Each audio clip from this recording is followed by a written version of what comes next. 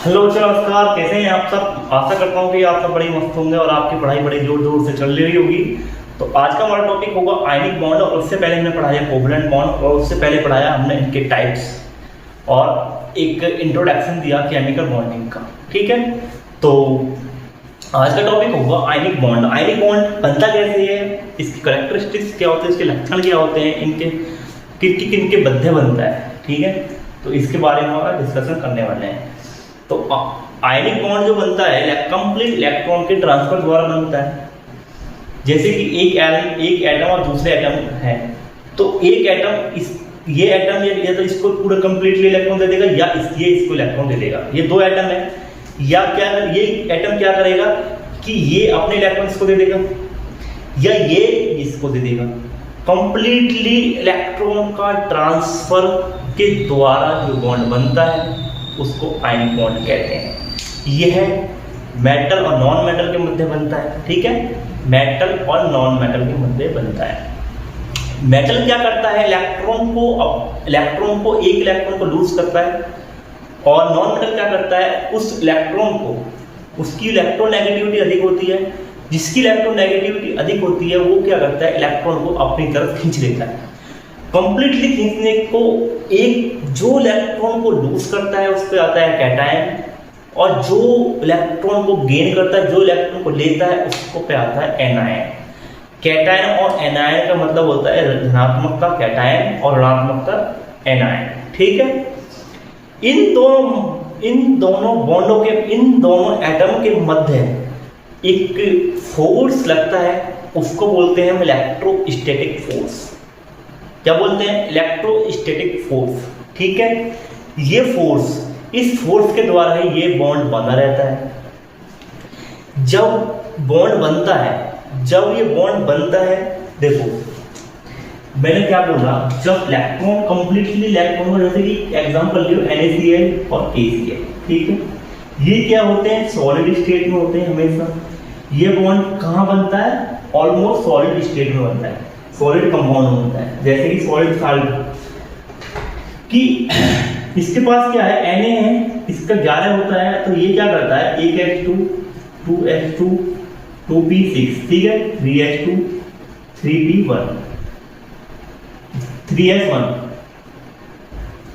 ये क्या करता है कि एक इस इलेक्ट्रॉन को लूज करता है, और ये क्या कर देता है, अपने पास पॉजिटिव बना लेता है। ठीक, जब ये पॉजिटिव बन जाता है तो ये भाई साहब क्या करते हैं, इसके पास आपको मैंने बताया इसका सूत्र होता है 1H2 2H2 2P6 3H2 3P5, ये होता है। इसके वैलेंस इलेक्ट्रॉन कितने, 7 होते हैं, तो इसकी इलेक्ट्रॉन नेगेटिविटी अधिक होती है। इसके कंपैरिजन में नॉन मेटल की इलेक्ट्रॉन नेगेटिविटी अधिक होती है एज कंपेयर टू मेटल। ठीक है, तो ये क्या करता है कि यह इलेक्ट्रॉन, ये इसके पास होते हैं 7, ठीक है, और इसके पास होता है 1 इलेक्ट्रॉन। ठीक है, ये वाला। ठीक है, तो इसकी इलेक्ट्रॉन नेगेटिविटी हाई होती है और इसकी इलेक्ट्रॉन नेगेटिविटी कम होती है। ये क्या करता है, जब इसके ऊपर नेगेटिव चार्ज होता है, इसके ऊपर क्या होता है, नेगेटिव चार्ज आता है, और इसके ऊपर पॉजिटिव चार्ज आता है, तो इसका जो ये जो चार्ज है, ये पॉजिटिव इसकी तरफ अट्रैक्ट करता है, और इस अट्रैक्शन को बोलते हैं, ये जो अट्रैक्शन होता है इसको बोलते हैं इलेक्ट्रोस्टैटिक फोर्स। क्या बोलते हैं इसको, इलेक्ट्रोस्टैटिक फोर्स। ठीक है, इस अट्रैक्शन को क्या बोला जाता है, इसको फोर्स को क्या बोला जाता है, इलेक्ट्रोस्टैटिक फोर्स। इलेक्ट्रोस्टैटिक फोर्स का मतलब क्या होता है कि चार्ज आयन है, चार्ज आयन के मतलब क्या होता है, इलेक्ट्रिक जनरेट होता है, इलेक्ट्रिक मतलब समझो करंट उत्पन्न होता है, तो उसी फोर्स को, इस फोर्स को क्या बोला जाता है, एक इलेक्ट्रोस्टैटिक फोर्स बोला जाता है। इस फोर्स से बने रहता है ये इलेक्ट्रॉन, ये बॉन्ड किसके द्वारा बना रहता है, इलेक्ट्रोस्टैटिक फोर्स के द्वारा बना रहता है। ठीक है, तो मैंने आपको एक ओवरव्यू दे दिया, और इसे कंप्लीटली मैं आपको लिख देता हूँ, और इसी हिसाब से जो मैंने समझाया ये मैं आपको लिखने वाला हूँ। ठीक है, आयनिक बॉन्ड के बारे में जो मैंने बताया और वही मैंने यहाँ लिख दिया। ठीक है, तो यह इलेक्ट्रॉन के कंप्लीट ट्रांसफर से बनता है। आयनिक बॉन्ड की फॉर्मेशन में इलेक्ट्रॉन पॉजिटिव मेटल एक इलेक्ट्रॉन होता है, मतलब आयनिक बॉन्ड बनता है तो एक मेटल जो होता है इलेक्ट्रॉन होता है। धनायन बना लेता है, मतलब कि पॉजिटिव कैटायन, इसको क्या बोलते हैं, धनायन को इंग्लिश में बोलते हैं कैटायन। और मोर इलेक्ट्रोनेगेटिविटी एटम, और या उसको बोलते हैं नॉन मेटल। मैंने बोला नॉन मेटल और मेटल का मतलब नीच बनता है। नॉन मेटल उस इलेक्ट्रॉन को लेकर ऋणायन बना लेता है, ठीक है। एनायन और कैटायन के बीच एक फोर्स जल लगता है, इस फोर्स को क्या बोला जाता है, इलेक्ट्रोस्टैटिक फोर्स, मैंने ये बोला। और आयनिक कंपाउंड को क्या बोला जाता है, पोलर कंपाउंड बोला जाता है। पोलर कंपाउंड कौन होते हैं, जिसके पास सेपरेटेड चार्ज होता है, अपना खुद का एक चार्ज होता है, उनको क्या बोला जाता है, जिनके जो चार्जों के द्वारा बनाए जाते हैं, जिनके ऊपर अपना अपना चार्ज होता है, जैसे इसके पास नेगेटिव है, इसके पास पॉजिटिव है, इसके इन दोनों पे चार्ज है, ये दोनों आपस में एक अट्रैक्ट होंगे और इनके द्वारा एक फोर्स, ये किस फोर्स से बने रहते हैं, इलेक्ट्रोस्टैटिक फोर्स से बने रहते हैं। तो इस फोर्स को क्या बोला जाता है, इलेक्ट्रोस्टैटिक फोर्स। और जब इनके पर चार्ज है तो इनको बोला जाता है कवोलर या ध्रुवित कंपाउंड, कवयौगिक बोला जाता है, ठीक है। तो आगे इसका पढ़ने वाले हम इसका लक्षण क्या, इसके लक्षण क्या क्या होते हैं, ठीक है।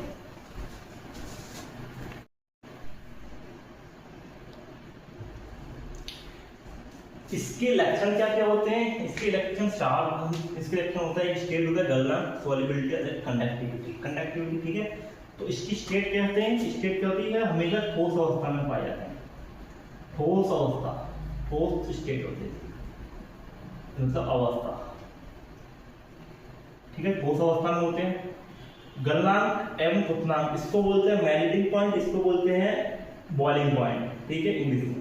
इसको मेल्टिंग पॉइंट कितना होता है और बॉइलिंग पॉइंट इसका होता है हाई, कितना होता है, अधिक होता है।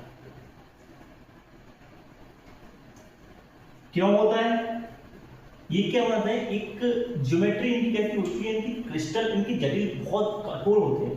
तुमने देखा होगा कि NaCl को देखना, कभी नमक को लेकर देखना और उसको ऐसे करके देखना, बहुत ही ज्यादा होगा, और अपने हाथ पे ऐसे रगड़ के देखना और वो क्या करेगा, आपके हाथों को भी छील देगा। वो बहुत कठोर होता है, बहुत ठोस होता है नमक, ठीक है। जो आयनिक कंपाउंड बनाएंगे वो क्या है, बहुत ठोस होगी, ठीक है। तो इनकी ज्योमेट्री, बॉइलिंग और मेल्टिंग पॉइंट हाई क्यों होता है कि इनकी ज्योमेट्री कैसी होती है, जटिल होती है, जटिल संरचना होती है, कैसी होती है, जटिल संरचना होती है। सॉल्युबिलिटी बहुत इंपॉर्टेंट है कि आयनिक कंपाउंड वाटर में सॉल्युबल होते हैं। क्यों, क्योंकि ये पोलर कंपाउंड होते हैं, और वाटर क्या होता है, पोलर होता है। वाटर क्या होता है, पोलर, मतलब ध्रुवित कंपाउंड होता है, ध्रुवण होता है, ध्रुवण पोलराइजेशन होता है। तो सॉल्युबिलिटी कैसी होती है, क्योंकि वाटर में सॉल्युबल होते हैं। आयनिक कंपाउंड किसमें होते हैं, वाटर में सॉल्युबल होते हैं, वाटर में सॉल्युबल होते हैं मोस्टली, मोटर में सॉल्युबल है। क्यों, क्योंकि देखो ये क्या है, देखो ये भी पोलर है। आयनिक कंपाउंड कैसे होते हैं, आयनिक कंपाउंड होते हैं पोलर, आयनिक कंपाउंड होते हैं क्या, पोलर। जब ये पोलर है तो ये पोलर में ही डिसॉल्व होगा। तो वाटर क्या होता है, वाटर एक पोलर कंपाउंड है, पोलर है, पोलर कंपाउंड हो गया। तो पोलराइजिंग पावर किसकी अधिक होती है, तो वाटर की। तो वाटर इसमें खींच लेता है इसको, और इसको जो आयन में टूट जाता है, जाते ही क्या करता है, आयन में टूट जाता है, कि आयन पॉजिटिव और नेगेटिव, ठीक है। तो इसकी बात समझ में आ गई, इसकी सॉल्युबिलिटी किसमें होती है, वाटर में होती है। लास्ट टॉप, इसका लास्ट पॉइंट क्या होता है, कंडक्टिविटी, मतलब कि करंट का फ्लो,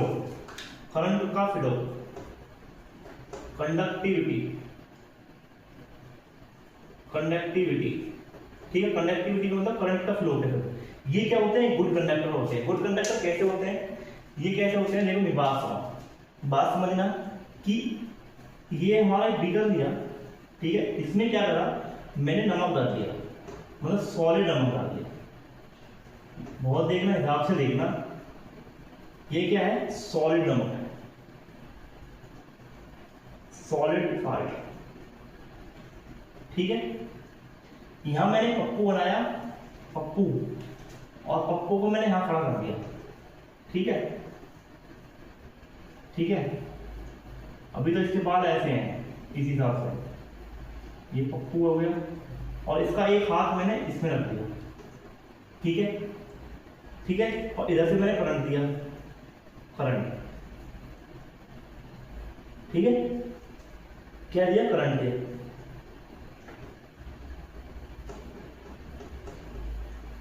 इधर से करंट फ्लो होगा।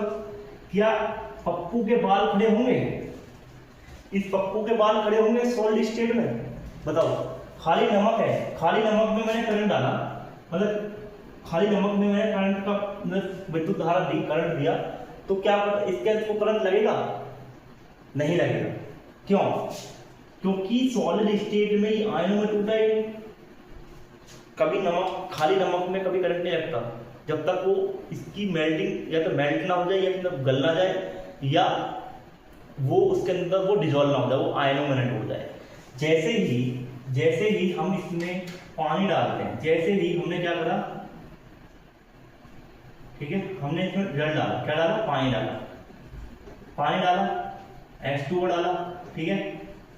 जैसे ही H2O डाला तो इसके अंदर का जो नमक था वो Na पॉजिटिव और Cl नेगेटिव में टूट गया।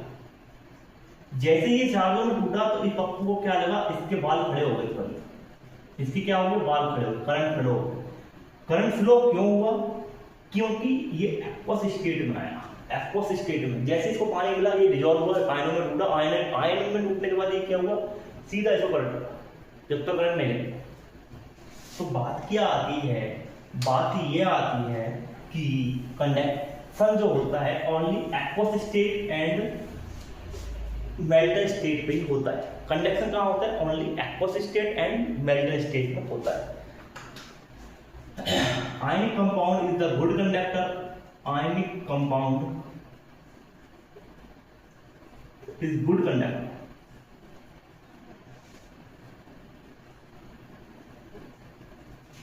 Good conductor of electricity. Electricity मतलब कि आयनिक कंपाउंड बहुत अच्छे चालक होते हैं, इसके विद्युत धारा के, बहुत अच्छा उसमें करंट फ्लो होता है। रीजन क्या होता है कि आपको मैंने बताया कि ये ionic compound is the good conductor of the electricity in the aqueous state and molten state.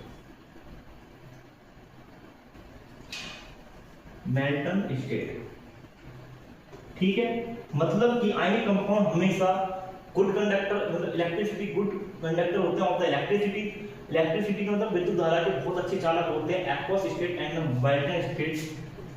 क्यों? But solid state,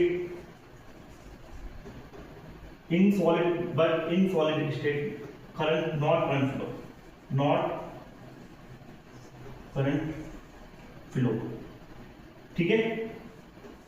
not current flow मतलब कि करंट फ्लो नहीं होता सॉलिड स्टेट में, ठीक है। तो आज का हमारा टॉपिक क्या हो गया? आयनिक कंपाउंड, और आयनिक कंपाउंड में आयनिक बॉन्ड कौन सा होता है, ठीक है। प्रॉपर तरीके से मैंने आपको बता दिया है और आज की क्लास में हमारा यही टॉपिक होगा। और आज अगली वाली क्लास में हमारे कोऑर्डिनेटेड कंपाउंड चलेंगे और सॉरी कोऑर्डिनेट बॉन्ड के ऊपर बात चलेगी, ठीक है।